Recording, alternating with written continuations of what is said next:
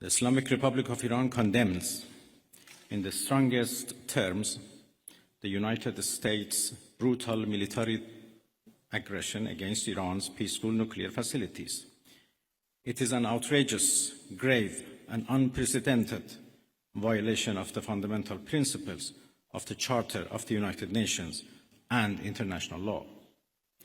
The warmongering and lawless administration in Washington is solely and fully responsible for the dangerous consequences and far-reaching implications of its act of aggression.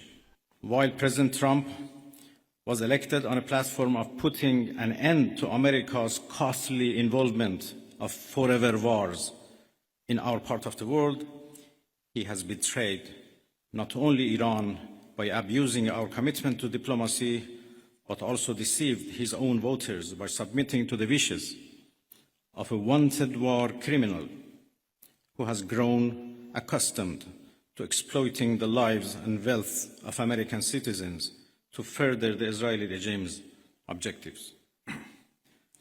The world must not forget that it was the United States which, in the midst of a process to forge a diplomatic outcome, betrayed diplomacy by supporting the genocidal Israeli regime's launch of an illegal war of aggression on the Iranian nation.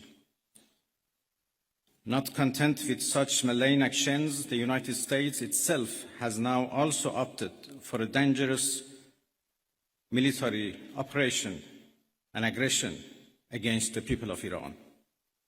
In doing so, the US administration holds sole and full responsibility for the consequences of its actions, including the Islamic Republic of Iran's right to self-defense under the principles of the United Charter.